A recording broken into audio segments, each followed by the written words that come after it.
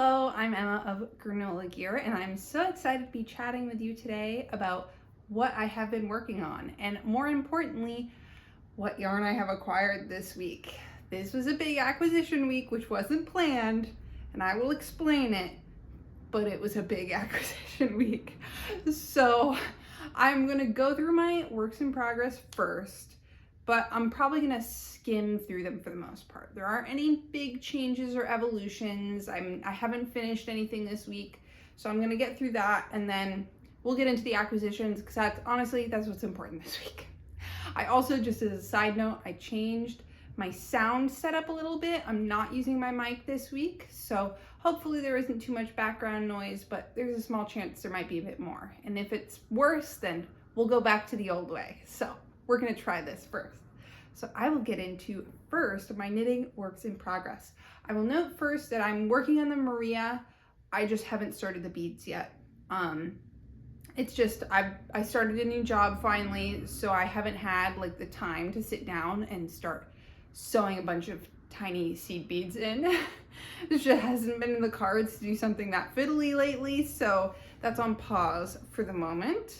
The next piece I will get into actually does have quite a bit of progress, and that's the April cardigan by Petite Knit. I knit up the sleeves, and I thought I'd just have the sleeves done, but I ended up finishing the body too. I just have the button band left. It's looking pretty good. I tried it on. It definitely needs to be blocked, but it's doing pretty well. And I have a lot of this cone left too, actually, like way more than I thought I was going to. I'm like, oh, I should have knit like a medium instead of a small if I had realized that I was gonna have this much left. Not that there's a huge jump between the sizes for this, I think, because it's a little bit more fitted and tailored. It's not super oversized, so there's not like a huge jump between size as far as like circumference or whatever.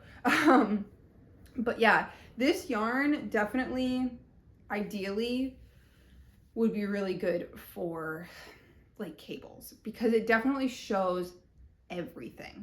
I can see every little bump. I mean, hopefully blocking takes this out, but like in my yoke, sorry I keep saying like, in the yoke, I definitely have some like bumpiness because I had it on too small of a cord.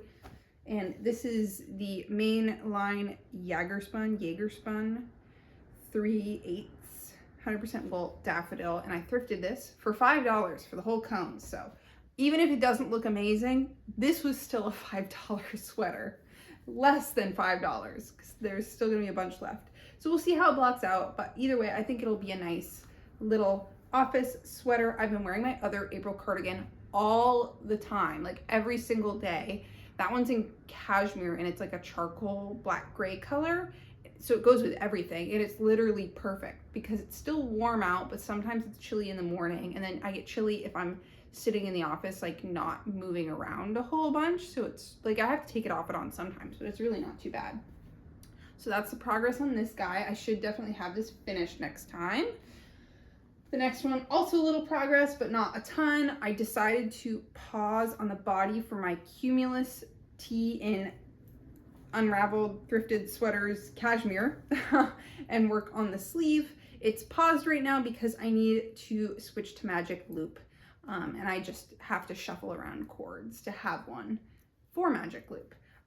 The body still needs a little length, but I finished whatever skein. I think I finished the cream yarn on the body, and I decided I'd just break the pink and take a pause for now, because if I get the sleeves done, then the body feels a lot easier the last couple inches. I just was tired of knitting the big circle, and I wanted to knit a small circle, and this progressed really quickly, so I'm glad. I'm using just the T pattern because that was my original plan, and then I realized I'd probably have enough for sleeves.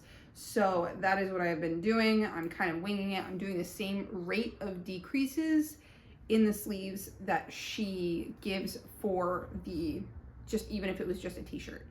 Continuing that, and I tried it on, and it's a good tapering. I like a good tapered sleeve. I don't like a super wide sleeve. A straight sleeve is okay sometimes, but it's hit or miss. So that has been working out. And once I finish the sleeve, I'll do the other one and probably the neckline, and then go back to the body. So, and I should have the cord to do that in magic loop soon. And the last work in progress is, and I think this was just small before, the Beatrix cardigan by Gregoria Fibers in another unraveled sweater yarn, this kind of like pearl gray. It looks a little warmer maybe in this light, but this is where we're at. I'm finishing up this skein on the body, and then I'm gonna do the sleeves.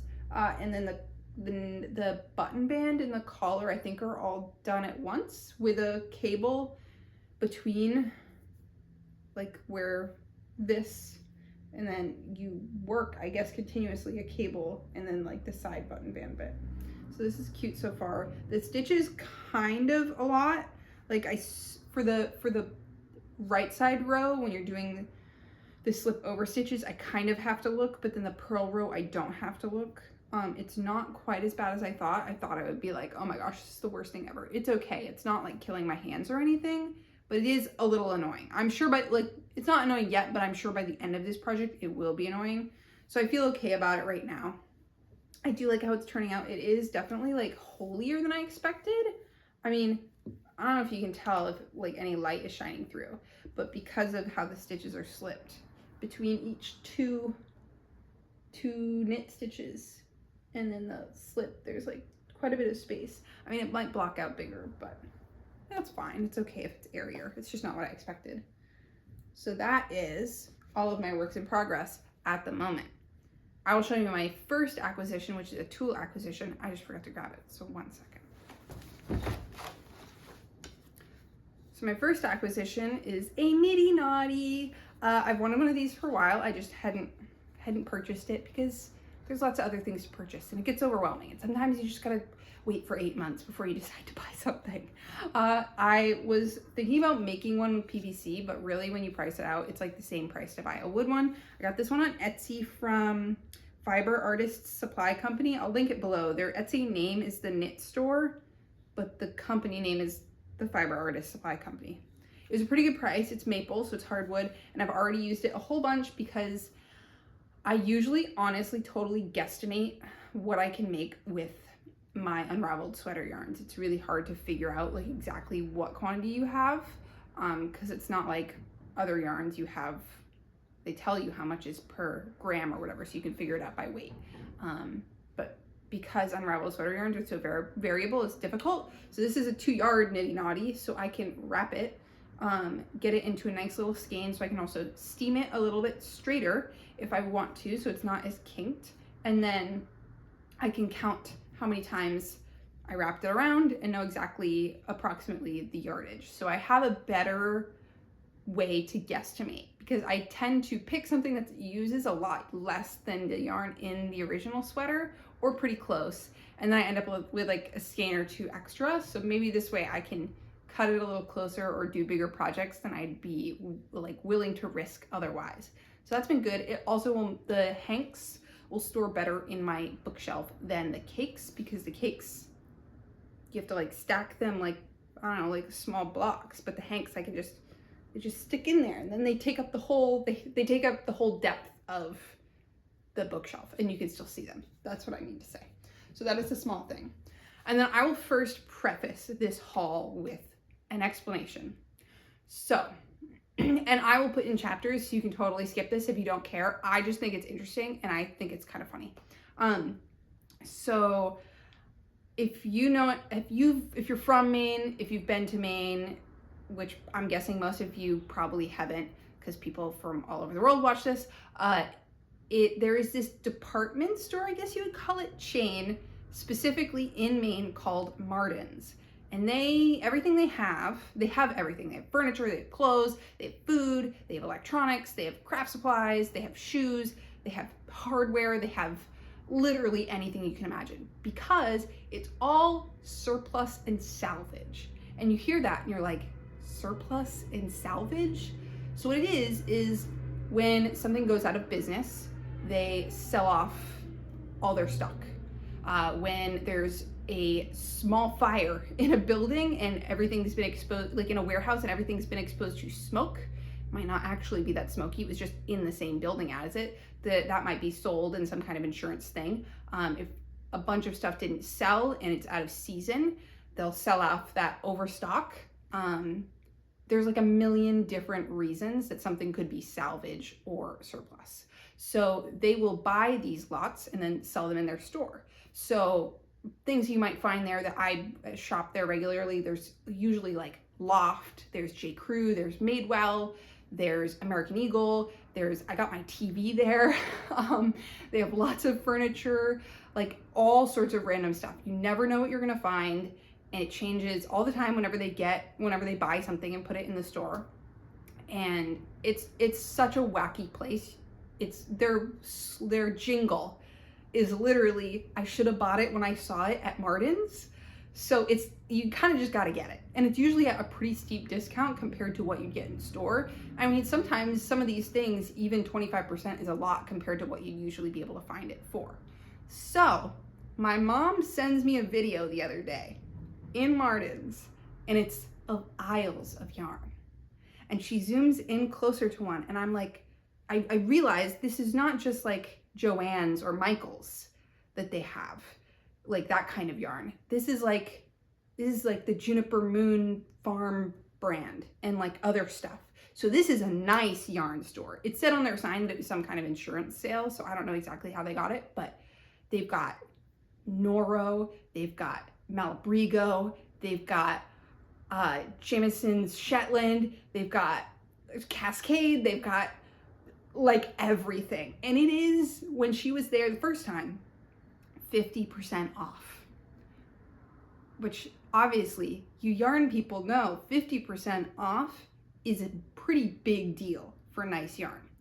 So I was like, Mom, when can you go back? Because I didn't see this till after she already left the store. She's like, I'll be there in a couple days. And I was like, okay, can you FaceTime me and like we can try and pick some stuff out. So a couple days later, she FaceTimes me and I try to pick some stuff out, and I kind of did, but it's like impossible because she's not a yarn person, so she doesn't really like know. So I was trying to guide her, but it was so difficult because the like colors and quantities and fibers and like you just have to be there. It's like impossible. So she did buy me one sweater quantity. And then I was like, oh, there's so much more. I gotta find a way. I gotta go. So I drove up for the weekend. We had a couple other reasons to be there, but that was one of them. And I actually made a list. This is my notes notebook. This was my first list of all the projects I'm thinking about making for the next season or so, and like what weight they need and the yardage. So that I was going in with some form of a plan, and so I could easily reference that, which ended up being totally the key. So it had all been picked over for a couple weeks, so there wasn't as much left, but there was still quite a bit. It was just harder to find quantities for what I wanted, all in like similar colors or whatever. So I went in, spent about 2 hours. I took a bunch of videos because it's just craziness, because there's a ton of fiber too, and I would love to learn to spin. I just don't know enough to like go in blindly to that situation and pick something out to spin. And I tried, like they had mulberry silk, they had all sorts of types of wool. It was crazy. And I would have just bought something. I saw some things that were labeled like Corriedale or that kind of thing, which I know is good for beginners, but I didn't really like the colors, and I was already overwhelmed by the yarn. So I ended up picking out a bunch of stuff. And partway through being there, I also found out it had been reduced even more to 66% off. So once I realized that, I was like, okay, it's basically my birthday. My birthday literally just happened, and I'm basically buying for the whole year. So I guess I went a little crazy by my standards, but pretty much all of this has a specific purpose. So I saved a ton of money and I have a ton of yarn. I guess that's the moral of the story. So let's get into actually looking at the yarn. So if you skip the story and you're just joining me, we're gonna look at the yarn now. The first one, and this is what my mom picked up for me, and it's in a paper bag. It's all Jamieson's of Shetland. And I decided, because I was kind of like, it was really hard to do over the phone, I decided I'd knit the Pohjola sweater, I think it is, by Sari Nordland. Why not? It's 3 colors, it's fingering weight. I know this is scratchy, but I used Jamieson's of Shetland to knit one of those mini sweaters, and I was like, I like using this, it's nice. I wanted to knit like a kofta with it, but I couldn't. I was trying to find a pattern, and I just couldn't find a pattern that was gonna work for the moment, and I was like, whatever, we'll just do this. So I have 3 colors, because that's 3 colors. The main color is gonna be this green, and if this they had a ton of this left when I was there last and no one seemed to be buying it. So if these colors suck, I can always go back and get like the 1 or 2 more skeins. So this is going to be the main color, and it's this dark green. Hopefully you can see it. I have a new phone with a new camera, so hopefully it's a little better. And this color is 227 Earth. So this was when it was half off, so I spent like a little under $5 for each of these instead of the original $9.25. My second color is this like purpley color that's really pretty. That's color 248 Havana. And then the last one, I think this one is Oyster. Yeah, 290 Oyster. This one's kind of cool. It's like this creamy, peachy, I don't know. It's even got some green in it, which is so crazy. So this is like kind of an interesting combo. She was trying to find something in the main color that there was like enough of one color for. And I thought that this would, I know I was looking at the pattern. Oh, I have 2 of these. Maybe this might have been the third color. I think this was the second color because it has contrast. So because I have more of these, I think I maybe only have 1 of the purple. That band's broken. So I think this is the first contrast color. So I think that'll be cool. If it sucks, I'll do a swatch and I'll change it. But yeah, so that's fun. The next one, the rest of what I bought was only 2 different brands. That was just because of what there was left and trying to find multiples in one color and what I've been looking at knitting. This was one of my few I just decided I was gonna buy it purchases. It doesn't necessarily have something specific, a pattern specifically attached to it in my mind, other than probably a scarf. I think this will probably be a scarf or shawl purchase. This is Noro Ito in color 1. And I mean, this is so gorgeous. It's Aran weight. If there had been more than one of this color, I totally would have done the Euro slip over in this, but there wasn't. So I just had to accept it. And I was like, oh, I only have 1. I should just put it back. I was like, you know what, Emma, you never buy new yarn with no purpose. And there's something you can make with it. So just buy it this one time. So I did, because this was originally $50 and I got it for 30% of that price. So, beautiful. So that's gonna be a scarf, I think. That's the thought process. We'll go through all the Noro first. Next, I have 3 skeins of this, and all these skeins are they're kind of whacked out because they were just shoved in shelves and stuff. So I was like, they kind of generally had things grouped, but it was sort of all over the place. So I kind of had to dig through different places. This is Hanui. So the Ito is 100% wool. This is also 100% wool. And I know this is boring for Noro, but this is going to be my Eurus slipover. I wanted something lighter. They had enough of this color skein for it, so I have 3 of these.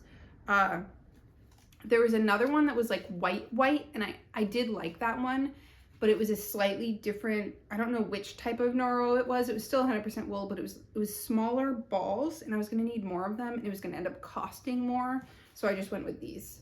And these were originally like $32. So I think I paid like maybe $10 for this, something like that. But I like this color. It's a really nice natural color.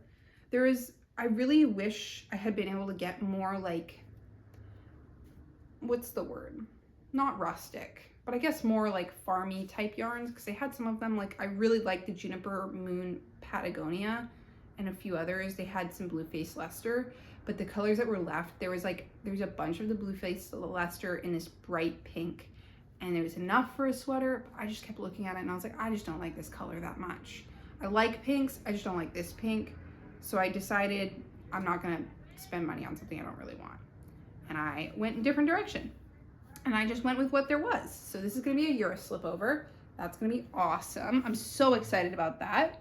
Next I have, so I have 3 skeins of that. This is Noro Silk Garden Sock Solo. It's like this beautiful purpley color. What colorway is this? This one's color S84. It's 40% wool, 25% silk, 25% polyamide, and 10% mohair. I I have a little bit of this in like a totally different color that I like got gifted from a family member who is no longer with us. I was thinking this is sport weight, and in the moment I was like, maybe an Elizabeth blouse. Like I want to make a nice Elizabeth blouse. I'm still thinking maybe. I'll probably swatch it and see, but I have enough for a sweater quantity no matter what. So that is the goal. So beautiful. They had actually quite a bit of these. I think the thing about Noro is like, maybe it's not actually that expensive for what it is, but they're like cakes tend to be so big, especially in like some of these, that it ends up being a lot. And then like, what if you need 1.2 of these cakes? Then you're spending like $100 when you would only spend $50 if you could actually buy a smaller one. But this was originally $21.99, and it was not when I bought it. And then my last Noro purchase was some kakigori. And this, I have 2 skeins of this, another purple. Oh, this is so beautiful. I don't have a super specific thought for this, other than summertime top, because kakigori is 50% cotton, 30% silk, 10% viscose, and 10% polyamide. So I really like the Busan tee by Agio Knits, so that was like one thought. But if something else comes up, or if I find a different tee, that could be an option. Or maybe I could make 2 pieces because I have 2 of these. But yeah, these, I mean, this is awesome for me because this is stuff I just wouldn't have bought otherwise. Just not because I don't love it, just because it's price-wise a little prohibitive.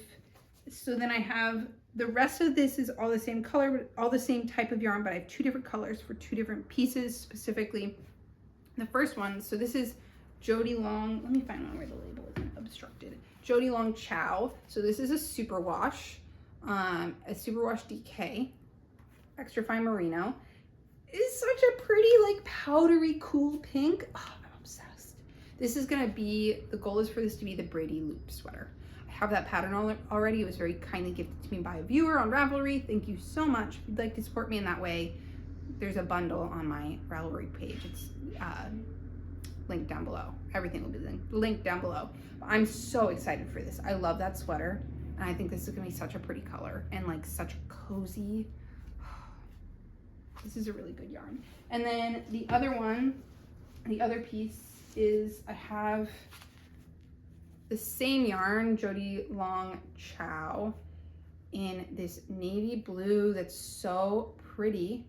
I want to knit the Maggie vest by Petite Knit in this.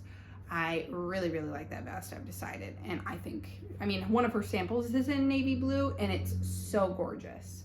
I'm thinking that might be my next cast on after I finish one of these whips, just because I want something a little smaller to work on. Everything I'm working on right now is a full sweater, and I kind of want a smaller piece.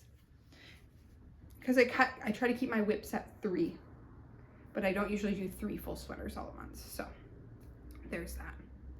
But yeah, this has been a very fun and exciting haul.